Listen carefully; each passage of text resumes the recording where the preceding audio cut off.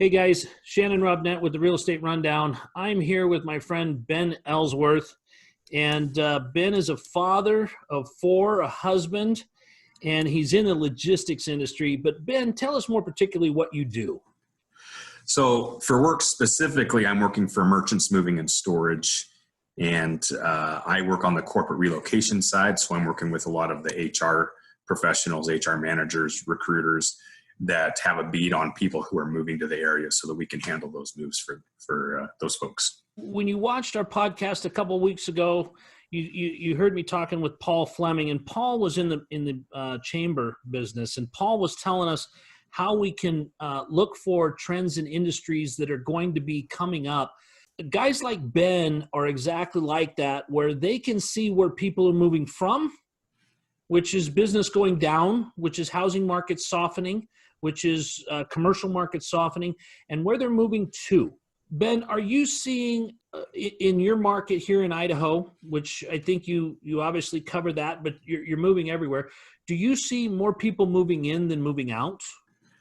Oh, definitely. Yeah. Okay. And when, we partner with organizations like the Boise Valley Economic Partnership, and as I'm building relationships with a lot of these HR folks, we're learning about all these companies that are moving here, and they're bringing thousands and thousands of jobs. Right. And so some of those companies are bringing employees with them when they get here, but some of them they're just coming here and then just bringing people in as soon as they get here. It's different. But.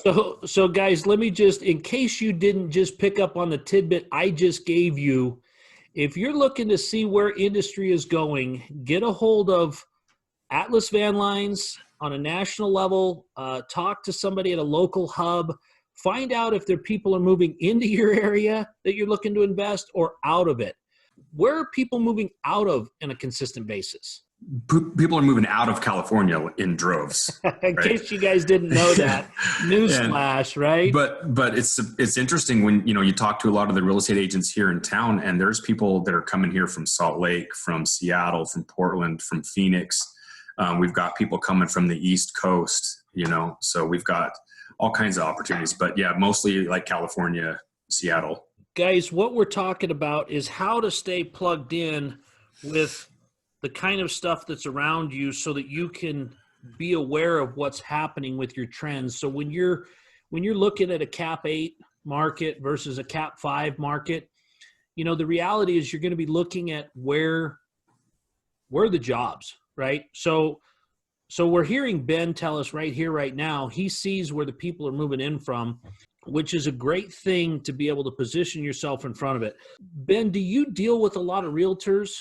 Yeah, we partner with a lot of realtors, and because we provide so many different services, not just the moving stuff. If a realtor talks to their client and that client wants help, they want a stress-free move, and they just bring us in to do that. We do that, obviously, but we also have storage services and things like that. So like with on the corporate relocation side, if somebody's relocating here for a job, but they don't have a house yet, then they can put all of their property in our storage facilities for, anywhere from 2 weeks to 6 months or 20 years in some cases. And can we do that with our kids too during the coronavirus? That would be nice, wouldn't it? I know. I'm seeing all the jokes on Facebook and stuff about, about the parents that are now the homeschool teachers and all that kind of stuff. But, that's funny, but not funny. But what have you, speaking of the coronavirus though, Ben, and not to dwell on negative, my stance on that, I don't like it, but what have you seen that's done with the logistics business? A lot of things are slowing down right now. We had a lot of moves that were in the process of happening when the stay-at-home orders were issued. So we were actually able to wrap up those moves and, put things into storage and take things out of storage and things like that. But here we are a couple weeks later, and things are really starting to slow down. One of the biggest impacts that we had was our military moves. That's one of our biggest customers is military, and they put a freeze on all of their moves the middle of March, and they're not going to open them back up again until at least middle of May. So we've got this huge backlog of military moves that we're going to have to take care of once they open those back up. So the slowdown in the other aspects of real estate hasn't quite been seen yet. You can look at our schedule, and that's starting to thin out quite a bit. But we'll see more in the next couple of weeks what happens. Yeah, that's kind of the way that this is going to play out, because we don't have any of the markings that we had in the previous downturn. We've got a supply and demand is high. Everybody was working along, everybody was doing great. Maybe the stock market was a little too hot, but at the end of the day, it's really this virus. So Ben, when you look at what, your schedule's thinning, everybody's getting postponed. What do you think's going to happen when they lift the ban and everything? Is all your stuff going to come flooding back in? Yeah. It's gonna be an overwhelming rush, and we're actually hiring right now for packers and drivers, warehouse folks. So I'm assuming that, obviously the summertime is the busy time for real estate and moving.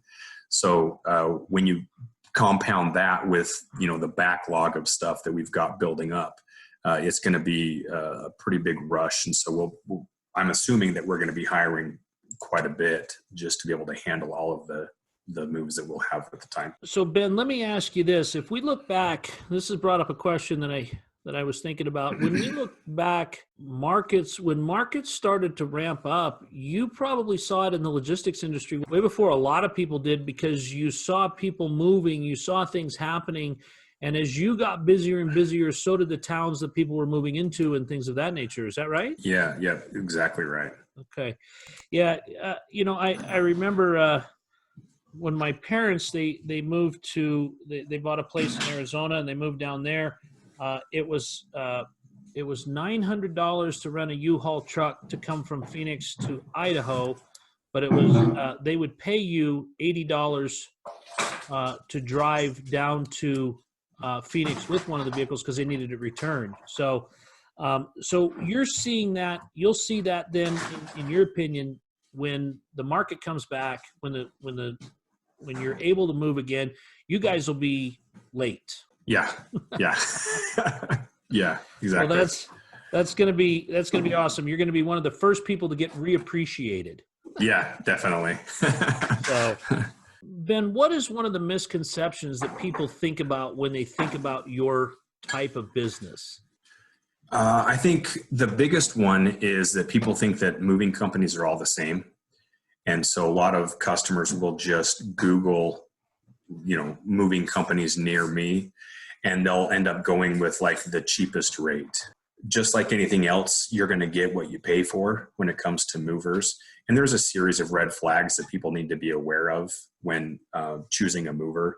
There's a lot of people that don't have the authority to do interstate moves. A lot of companies, they'll just rent a U-Haul truck and slap a sticker on the side and say, hey, I'm a moving company. And they don't have the insurance that they need.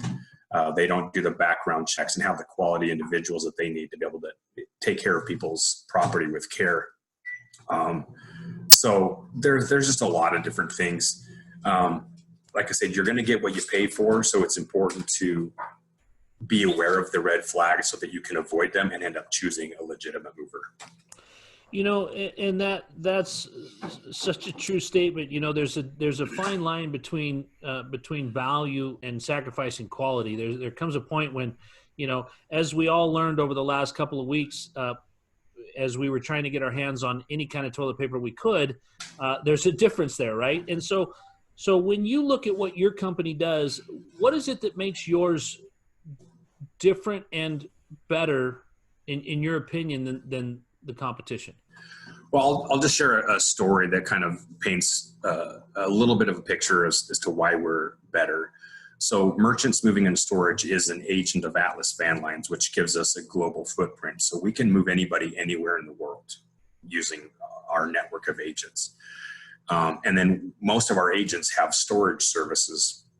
And we are basically the experts when it comes to moving. In this one example, my boss was talking to me. A good friend of his asked for a quote to move from here to, I think, Orlando, or maybe it was Atlanta, I don't remember. But he had a classic car and all his property that he wanted to come with him, right? So he actually ended up getting to Atlanta a couple of months early, and he was expecting to get all his stuff. And rather than using us, he chose the cheaper option. Well, about a month after his move was supposed to be complete, my boss, Ron, reached out to him. I was like, hey, how did everything go? Did everything work out the way you needed it to? And his stuff had actually been dropped off at a hub in Denver and had kind of gotten lost in the shuffle. Like his classic car, all of his property was dropped off at a hub in Denver, halfway across the country from where he was now living. And he was saying all the time to Ron, he's like, I should have just used you. I should have just used you. and it ended up costing him way more in the long run to get his stuff out of storage and to complete the shipment than if he just would have gone with us in the first place. Yeah. So a lot of things happen like that, so. When you're dealing with classic cars and your valuables and your mementos, I mean, that's kind of risky to take just anybody doing anything. Yeah. When you interface with people in the industry that you're in and reaching out to people in other industries, with the real estate field, whether it's the HR, whether it's, corporate, what do you see successful people doing on a consistent basis? Probably the thing that sets most of them apart is they're adding value on a regular basis, whether it's Zoom meetings, social media posts, and not just tooting or touting their own horn, right? They're actually adding value about what's going on in the real estate market, what's going on with the economy, even just things about where to live in Idaho. What's the difference between moving to Meridian versus Southeast Boise, or Kuna versus Eagle, And so that's probably the biggest thing. What sets successful real estate professionals apart is that they're constantly adding value. And I know that there's a lot of people, and this goes in any industry, right? There's a lot of, especially the newer folks, they're like, oh, the real estate market's hot. I'm going to get my license. I'm going to get a website. I'm just going to make all this money. And then they don't realize that it's an actual business. You have to add value. You have to go get them. You have to plug away, and it's not going to be your typical 40-hour work week. It's going to be 80 hours a week. It's going to be 90. It's going to be late nights and early mornings, So the people who go in knowing that this is an actual business and that they're going to work to add value on a regular basis, those are the people that really succeed. Yeah, that's so true, and you're right. That's true with any business. That we kind of touched on a little bit, but I want you to kind of clarify. Let's just say that I am one of those new agents, and I'm watching this podcast, and I hear you guys talking about, if you want to know what's going on, talk to the moving guys, talk to the people that are seeing the traffic way before you'll see it. How can a new realtor or any realtor, anyone in the sales game, how can they benefit from being in alliance with someone like yourself?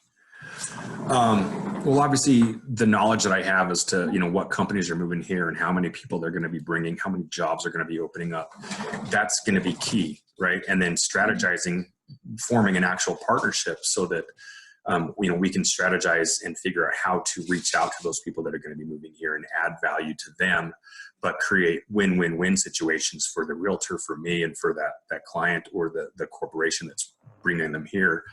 It's also vital to have an alliance of, and I know this goes without saying, to have an alliance with mortgage people and title people. No matter who you partner with, the question has to be, how can I serve? What can I do to add value to Ben? What can I do to add value to this corporation? What can I do to add value to Shannon? Right. Not just what's in it for me. You see that all the time. People with a what's in it for me attitude are constantly changing jobs or are constantly failing in different areas of their life. And so when you can change your perspective, focus on adding value and serving, and then aligning with the right people, you're going to succeed. I know that you're in the logistics business, and I know that you absolutely love it. It's what you eat, sleep, and breathe. But what is it that you really care about? The most important thing for me is serving other people in some capacity. So yes, I work with moving and storage and corporate relocation and all that kind of stuff. But ultimately what it comes down to is serving others. As far as moves are concerned, we're trying to make that as stress-free as possible sitting down and just chatting with somebody, being a shoulder for them to vent to or cry on, giving advice if asked, giving my perspective on different things, just connecting with somebody. Those are the things that really drive me, because we're witnessing right now that people are starting to realize that focusing on possessions and money and toilet paper, it's Right. not going to save you, right? No. So people are realizing what's really important. And so those are the things that drive me. And it's funny. It's not funny you say that, Ben, but it's that you're the third person that said that to me today, and it really is amazing how when a crisis comes out, how we turn to the things that matter the most. And that isn't the car we drive. It's not so much the job or the building we work in, because now we're all working from home, but it really is the family, and it is that environment. And, especially where you're at in the industry, they say that, the purchase of your home is your single biggest decision as far as what you're going to do with your life and everything. And I got to imagine, if you're involving someone like yourself and you're moving from, here to Orlando, not only are you making a huge decision to sell your home, to buy a new home, to change jobs, or to move across the country, that's got to be a pretty stressful situation. Do you find that half of your job is just being a psychiatrist? Yes. And that's kind of how it is, in any role that I've been in. Luckily for me, I have a really awesome team that I work with. Not only, my boss, Ron, but his son, TJ, is on my team. And I have a lady, Melanie Morris, and Dewana Morris. Amazing, amazing people that when we've got moves that are, coming in from out of state and things like that, one of the things that we do to make it as stress-free as possible is we give them one point of contact. So this person, if they're moving here for a job, they don't have to call their company, to call their rep, to call us, to call the mover.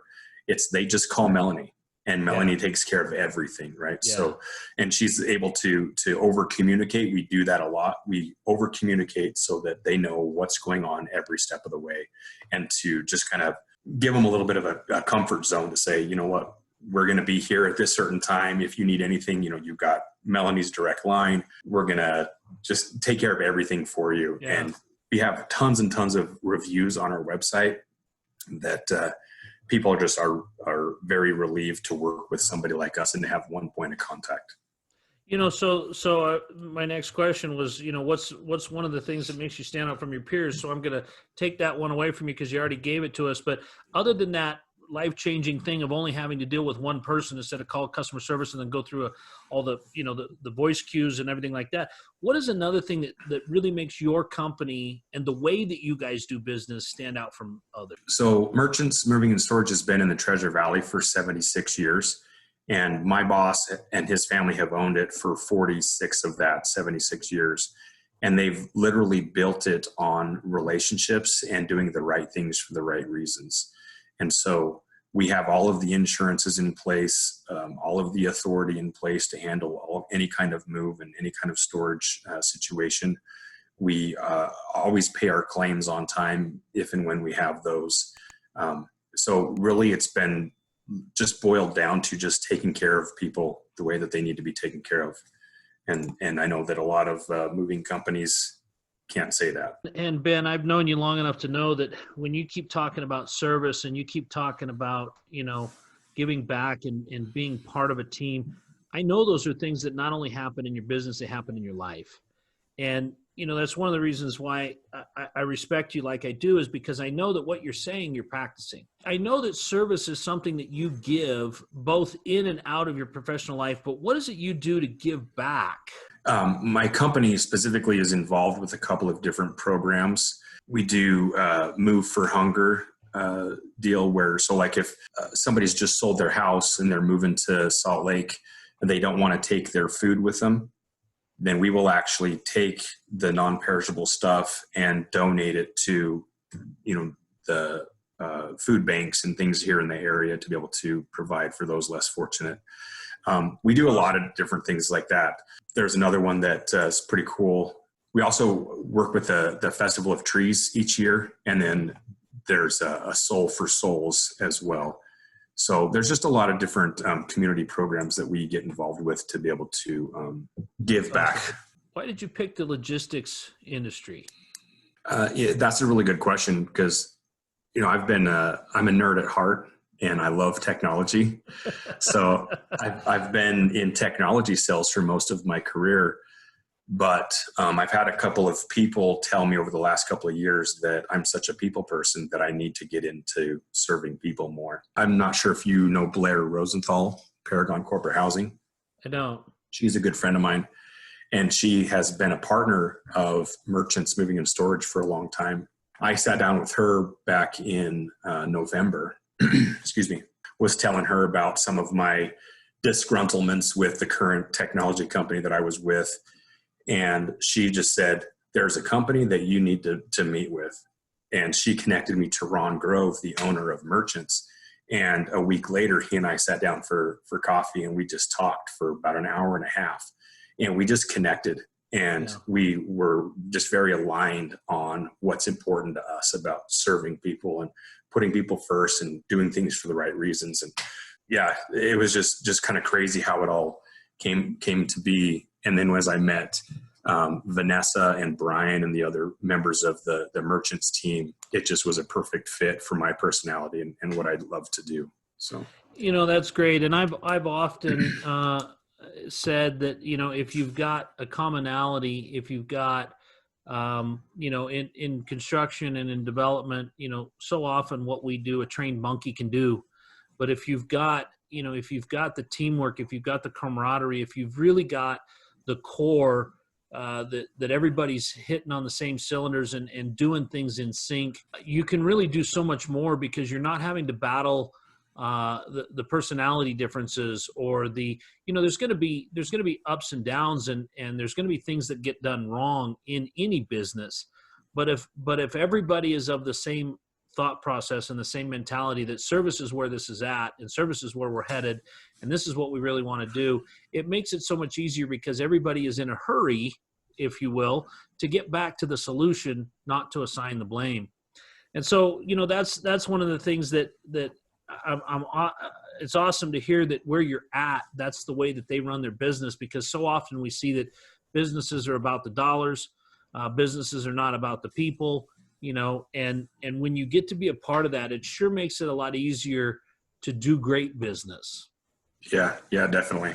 So, hey, Ben, I really appreciate your time to be with us today. But I got one more question, and this is a personal question that I'm starting to ask everybody. But, you know, I want to ask you, what does wealth mean to Ben Ellsworth? Ultimately, I think for me, wealth is about freedom, knowing that all of my needs, my family's needs are taken care of.